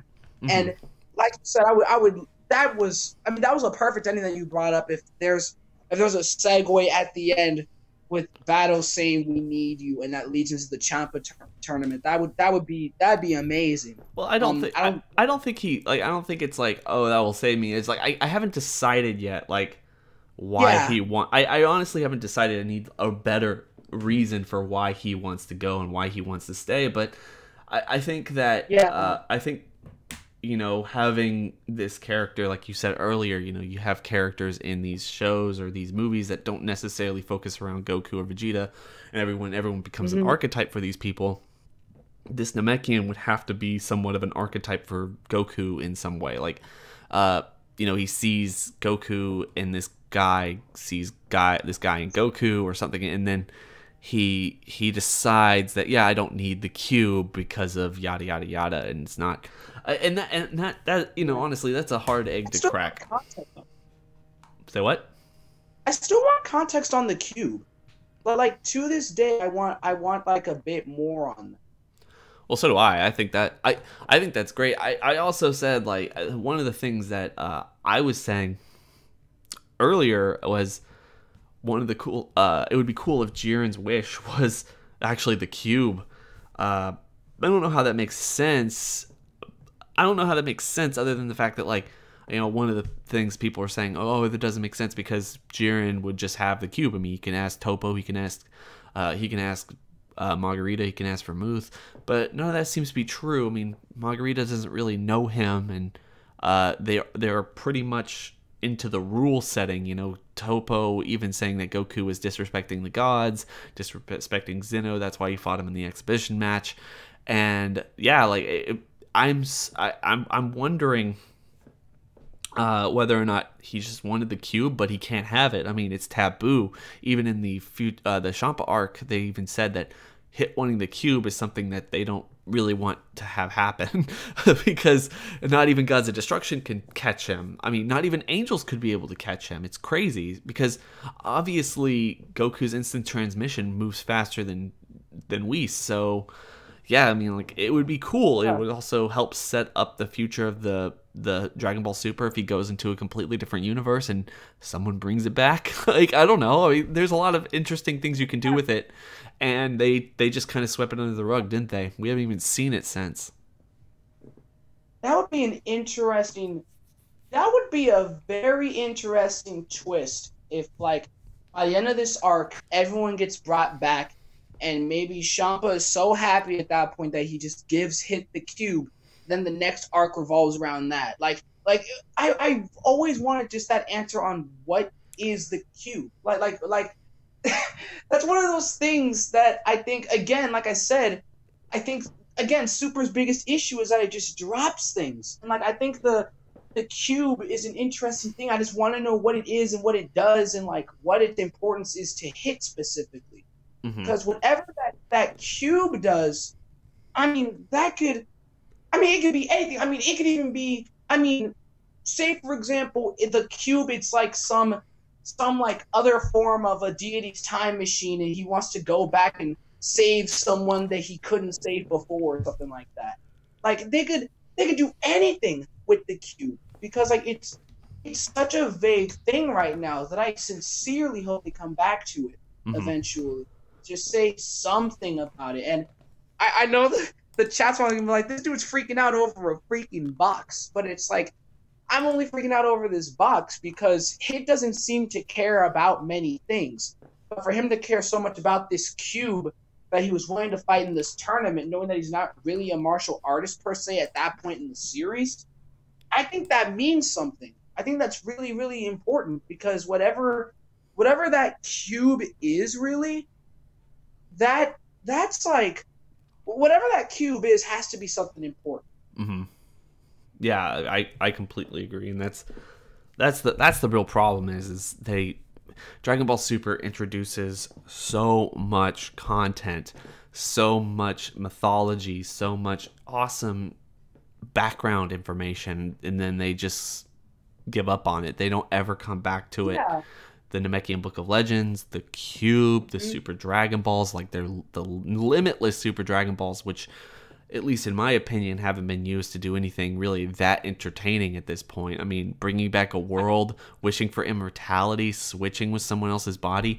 Couldn't the other Dragon Balls do this? Why did they need the Super Dragon Balls in order to do this? So, make the name count, like make the name Super Dragon Balls mean something. I mean, you've named the show Dragon Ball Super because of these Super Dragon Balls. So it's like, do something with them. Like I want to see something that is like that, something that can really bend the reality of Dragon Ball itself in some way. And like I said, like the thing that something that I love and hate about Super is how ambiguous it is, how much it does leave vague. I like that, and yet it does become frustrating with certain things. Like, I mean, for example, this cube. It's like, I get you leaving things out like Hit's backstory. That's fine. Leaving out things like, Trunks' powers. I like them leaving certain things vague. But if it's something as simple as a cube, bro, like, come on, it's a cube. Mm-hmm. It is literally the embodiment of a Dragon Ball Rubik's Cube. Just tell me what it is, fam, please. Like, well, even just that, like, there's a lot of stuff that they've just left out. Like you said, backstories, just general character knowledge that we need. I guess we don't need things like that, but it would have been nice to have, especially when we had the retellings of the movies, when the movies didn't really, or the show even dropped some of the more necessary things the movies did. Super just has this problem. Yeah, Super just has this problem, and it's weird. It's just the weirdest thing. Yeah, I think it was just part of that. Really, just I think it's pretty. It's a consensus that Super had a very rough start. Like the start of the series was rough. I mean, then you have the Resurrection F arc where the production schedule was basically cut in half and stuff like that. There's a lot that this series has gone through, and for people in the chat who don't know me, I don't want to give off the impression like I'm just ranting on Super because, pretty much everyone knows, and I'm like that. I accept the title. I accept the title of Super's biggest fanboy. I accept it, but it's like, there are just certain things I want the series to just do better, and what this could be, this is what I think, and I'm gonna hope it is that they're introducing all this content so they can always have something to go to in the future. Mm-hmm. Because I said last night, but I feel like narratively, it would be cool if Super ended after this arc. But I know it's not going to because it's making so much money. And plus with this movie, you put Dragon Ball in the title, people are going to go. Mm-hmm. Because I love that. Because that just shows that even after all these years, Dragon Ball still has this huge impact. But even still, it makes it to where they can still bring these things back. I mean, it could be 3-4 arcs from now when that arc revolves around the cube or something like that, and then we finally get that answer, which I think would be really cool. It's just that random callback. One thing that, and I'm probably gonna do something on this one of these days, but my perfect idea if they were to do like a cutaway episode for the Tournament of Power would be just if at some point it focuses on Goten and Trunks, and they're taking care of Android 17's island and everything, and make sure that all the animals are safe, and then maybe at some point future Trunks comes to visit, and maybe at some point there's some threat that comes to the Earth that they each, the three of them, have to take down. and maybe at that point, maybe one of these enemies, maybe Trunks is flexing on them, and then maybe he wants to go Super Saiyan Rage, and then maybe that could lead into an explanation of it, and maybe he explains to present Trunks how he got that form and what it means, and then we could get that answer. But it's this episode that would otherwise be kind of unimportant to the overall scale of the universe survival arc. Like stuff like that, I think would be really cool if they just do these subtle callbacks to these answers that we kind of really don't have right now. And things that Super Saiyan Rage, for example, I have no problem with. I think it was fine, but I would love for them to be able to appease more people by giving a more clear explanation. Mm-hmm. Yeah, like personally, I don't think I would really appreciate that type of a cutaway. I think that would be solely for fan service. I mean, there's really no reason narratively to do it. And I agree with you. I agree that it would be interesting to explore and explain a little bit. Not a big problem, at least in my opinion, with Dragon Ball Super. I've really learned to kind of just let that stuff go. I know a lot of people don't like Dragon Ball Super for its obnoxious power scaling and all this other stuff. One of the biggest issues that I get or I have is people watching my content, watching my theories, speculations, hypotheses, like whatever you want to call it. I don't care. Mm-hmm. And their ideas are revolving at least somewhat around, oh, look at this theory, it makes no sense, you know. I have a lot, and I'll toot my own horn. I have a lot that I think are really cool. Something I would have liked to see in Dragon Ball. I know it's a little too mature, a little too in depth for Dragon Ball. The whole Yardratian connection, being a parasite, the being like something that infests other universes, and because they're not supposed to be there, they bring down the mortal levels, and that's why the Yardratian was in Universe 2 when they really theoretically should only be in Universe 6 and 7, and maybe they're in all over the place, and because they use the instantaneous movement and they're better at it, because Goku even said he didn't have enough time to learn all their techniques, then they're there, they're not supposed to be there, and this is a way of them getting rid of them or stopping that plague and to begin with. Or the Namekians, you know, as Champa said back in the day, oh, you know, the Dragon Balls were chipped, you know, the Namekians chipped off of the power of the Super Dragon Balls, and that's how they're able to make the Dragon Balls. Well, that's silly.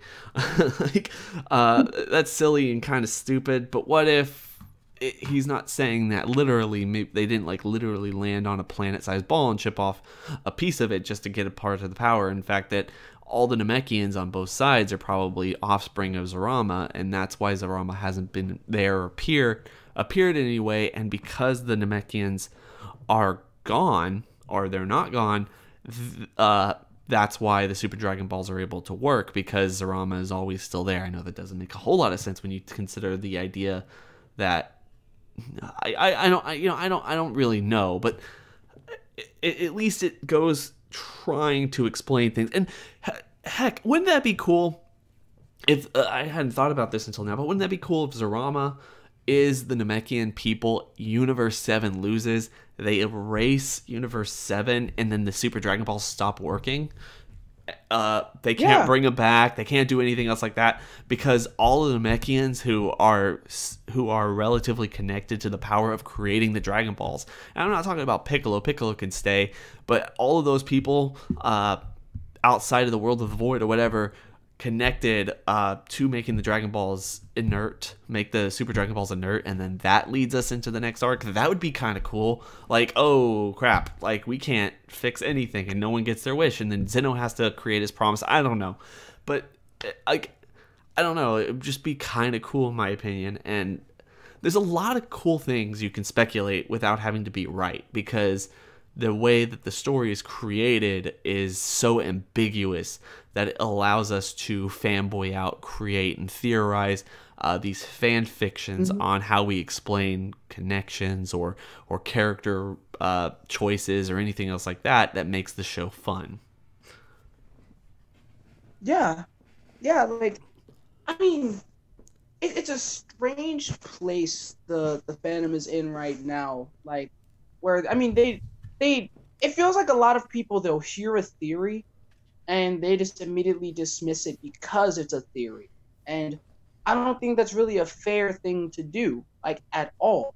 I mean, I've seen one example that I see brought up a lot, and clearly we're comparing Dragon Ball something a lot more serious, but someone will say, well, I'm just a person of logic. Speculation isn't really part of my mindset, and to that sort of thing, it's like I have no issue with theories. I think theories are great because every single concept that man has had started off as just a theory.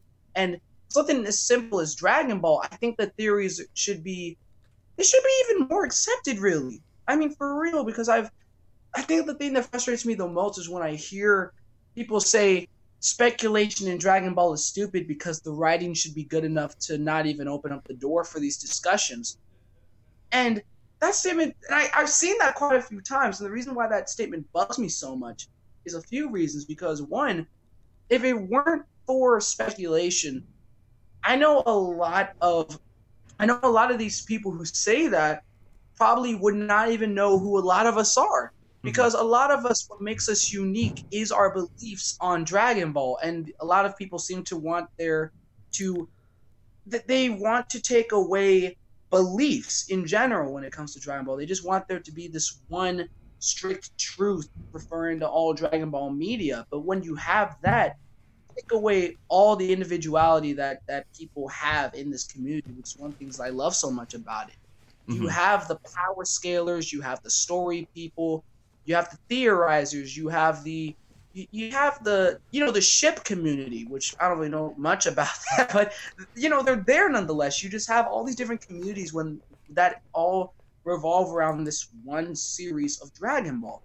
And it's like if you say that none of that matters and that you just want there to be this one objective truth behind Dragon Ball and that no other speculation, no other sub branches of this fandom should be required, and that makes the series bad because of it. I don't think that's a good mindset at all. Hmm. Because if we're not being individuals in this community, I mean, I see enough channels that are trying to copy you or trying to copy Geekdom or trying to copy Rhyme. I see too many of those channels already, and and yet that seems like that's what people seem to want. It always frustrates me a little bit when I look on a comment section of your video and I see people saying, "Stop theorizing, bro. It's not necessary," and stuff like that, or "Oh, that's a dumb theory," or something like that. It doesn't matter because it's like, for one, your theories are great, and two, even if by some chance they weren't, even if people could debate that, it's the fact that you're putting this stuff out there, you're putting your ideas on paper, and you're putting this out on screen. I think that's amazing because really it makes this community so much more diverse than what people bring to the table. It makes people it makes people be able to go to different people for different things. Because like if we all just do the exact same thing, what's the point of a community if it's only one person spread out in like millions of bodies throughout the earth? Hmm. Yeah. Well, the thing is like we all approach Dragon Ball in different ways. Your content's different than most other people's I've seen. Like pretty quick in depth analysis of like what this stuff means to you and character wise, story wise. The stuff that we like focusing on. I've said myself, you have as well in this stream and elsewhere on Twitter and on your channel. It's not about power scaling. It's not about this or that. It's how we interpret this as a story. And, it's as a story, this is a great show because it's just so ridiculous. It's so simplistic and yet has a lot in there that we can just explore and think about characters, Yeah, their interactions, all these other things. And then at the same time, at the same time, we aren't like I'm not you, I'm not MJ, I'm not Danny or Rhyme or D Free or any of these other people in the community. I just do what I want. I talk about what I want. I don't cover. I thought about this early on. I decided I'm not going to be reviewing the episodes because why even? I didn't start from the very beginning, and obviously like other YouTubers have done that since the beginning, and then no one will ever eclipse some of the bigger people. Maybe people want to hear my thoughts on it, but normally I just don't have a whole lot to say. I like to split up the episode with like lines or scenes or something that give me an idea of something coming out in the future, Dragon Ball Super, theories and speculations, and then at the same time, not necessarily to cover the spoilers either or anything else like that. I do what I do, constant every single day discussions, something. Never going to be the same thing twice, and I like that. Like I found a rhythm for myself, and I know a lot of people appreciate that as well. I hope more people do as we, go into 2018 and everything. I've seen a lot more traffic on my channel this last year than anything else. I think I grew, I think I grew like 12,000 subs this past year, and see what we can do this next year, how much we can grow the community and have a lot more fun doing it, especially if Dragon Ball Super is going to continue the way it has. Any last closing words? We've been here for a while. Well, since I see a lot of people talking about anime go. I'm not gonna talk about that really, but I just want to say, like, just one final note on the diversity thing.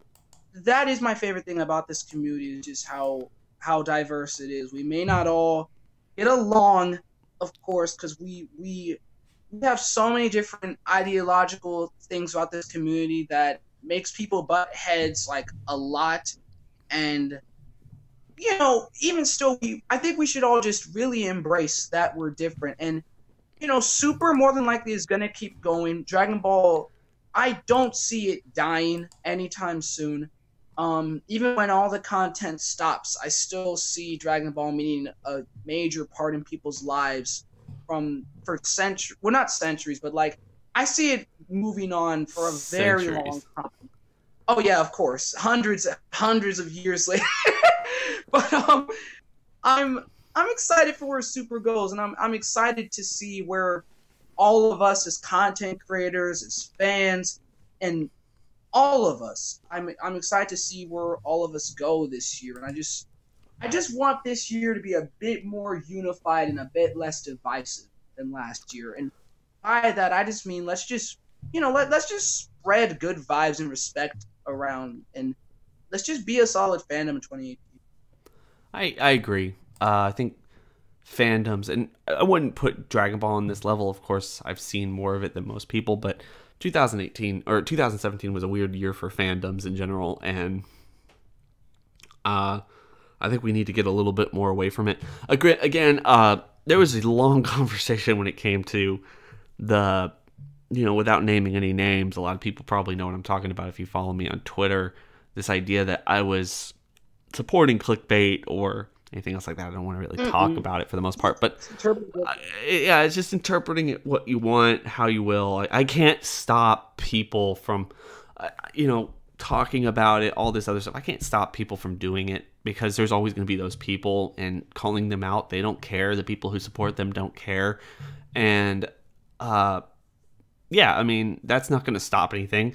And the people who support you obviously care. And to me, it's just those things, no matter how successful or anything else, those things live or die on their own, and you talking about it isn't going to stop people. Like, if I were to call it out, and I haven't really. I mean, I guess I have back when I really first started, when everyone was doing it. It was really bad, like 2 years ago. Everyone was doing it. Everyone was really name calling each other, and all this, but I think that you have these situations where you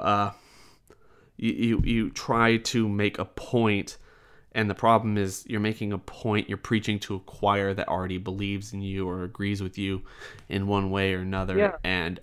And so they echo, you're in this echo chamber of grandstanding. And by that I mean like you're talking about unethics, unethical and just lying to people and all this other stuff. But my problem with it when it gets to that level of intensity is this idea where you're saying unethical, but what I'm hearing and what slips through your argument is unethical. Well, why is it unethical? I mean, like they might be lying to people, but why do you think it's unethical? Oh, because they're profiting on it. Okay, so this is about money. Yeah, Oh no, it's a moral argument. It's like, but you just said it's about money, yeah. and like, and it's like, if you're mad about it, that's fine. There's nothing stopping you besides what your moral code is, and that's the thing. Like, I want people to know that, like, don't blame, like, yeah, blame the content creator if you want. Personally, I don't, because no matter what I do, no matter how I shame them, they're not going to stop. I personally, the greater audience who falls for it, I hope you fall for it like once or twice, or even just for a little bit of time, but then you realize, oh, this isn't exactly what I thought it was, and it's not how I want to be treated in this community, so I'm going to unsub, I'm going to stop watching, and I'm going to find people that I actually like. And you know what? Honestly, this doesn't matter. It doesn't matter if it's this person or that person or me or even you or Danny or Defree or anybody. If you don't like the content, don't watch the content. It's really that simple. So, and don't let it affect you. Don't let it bother you. And just, if you make content, make the content you want to make. If you don't want to fall into that, oh, I'm lying to kids mentality, or oh, I'm just doing this for money mentality or something, then don't. I mean, do what you think you're comfortable with. And that's what I'm going to leave this off on, this whole idea of fandoms 2018, how we can do better. I think we do better all around, not just, we can't just throw people under the bus because they're doing something we don't actually agree with. So, any last words on that or anything? I guess like one final addition, just to the fact that, I mean, I agree with what you said. Like, I can't hate her for finding as much as I hate it, a smart way to play the system. Because I mean, she has like maybe like 30 something videos, and it's you're saying, like, I'm not talking about her. That's what what started it. I'm not talking about her. I'm talking about this in general. Oh yeah. I was going from there. Like I was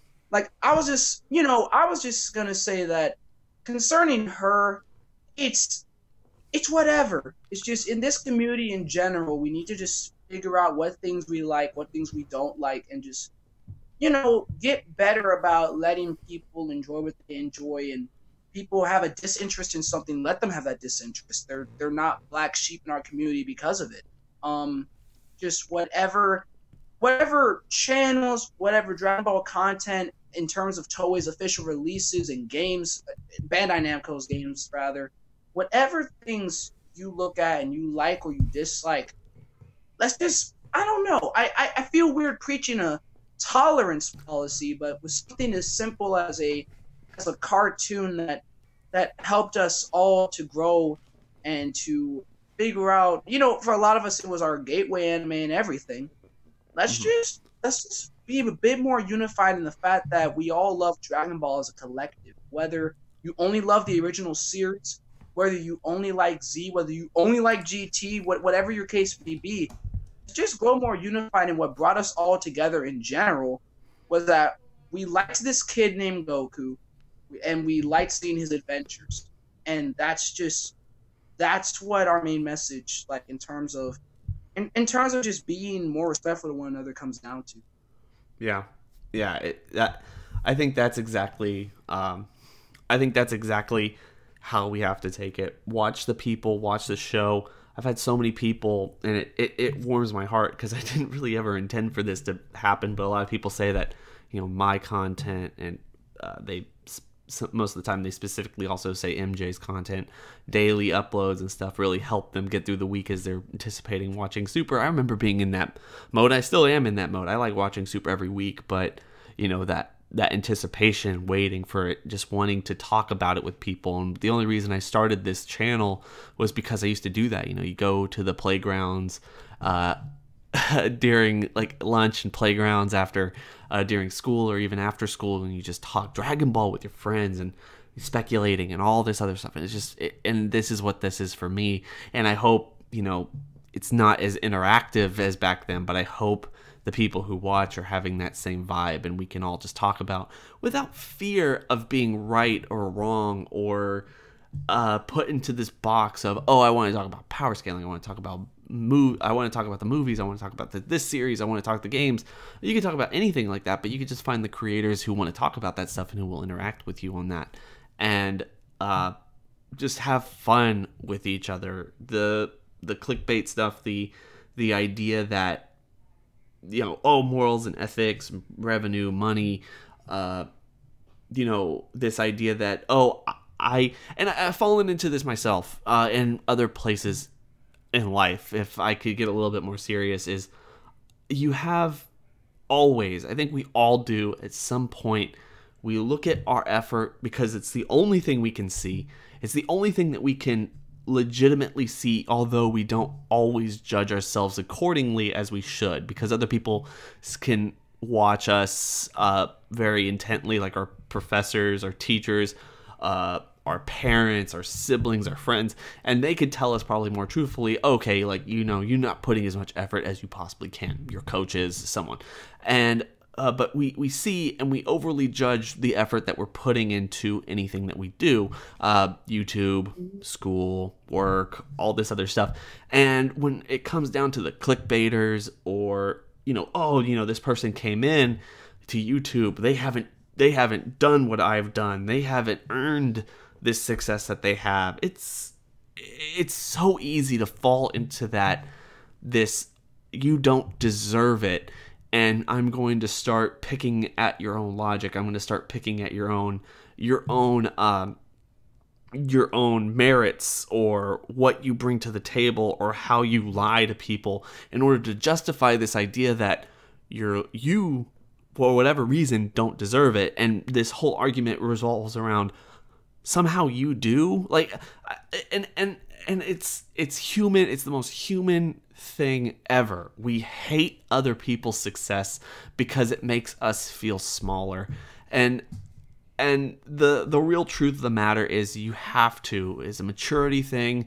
It's part of growing up. You have to look past that. You have to be a part of, you just have to find the benefit that you bring to any situation, and realize that you might not be the best, you might not be the smartest, you might not get the best grades, you might not do this, that, or the other, but you're here. And you're doing this because you want to do it, and no one else is telling you yes or no, and you gotta find some clarity and some peace in that situation, and you will be happier. And not focus so heavily on this person succeeded, where's my success, despite the fact that, you know, for the most part, I mean, I can talk for myself, I can talk for you, I can talk for anyone. For the most part, you probably found more success than you ever came in thinking you would. It's just now, especially with YouTube, there is a easy way to see like your success versus other people's success, and it's easy to get annoyed by it or something like that. So when it comes to clickbait, when it comes to fandom, when it comes to YouTube or Dragon Ball in general, just know that you're here, they're there. Like you said earlier, we have a way of seeing past what we want, what we think we deserve, and just knowing that these people aren't automatically, or shouldn't automatically be expelled or thrown under the bus because for whatever reason they're not as much of a fan as you or something. Just be better. Let's be better to people. Let's be better people and what we want and how we want to approach things. So as much as a rant as that was, I'm going to leave it there. I keep saying this. I'm sure you might have something to say after that, but I'll let you say whatever your Oh no, piece is. perfect. That What? was perfect. That was perfect. All right. All right. Then we're going to leave it at that, guys. I hope everyone has a fantastic, fantastic day. When this video goes up, I'll put KJ's link in the description section below. You can guys go check him out. Please make sure to go check him out because the guy makes some really awesome, descriptive content. He's a great writer.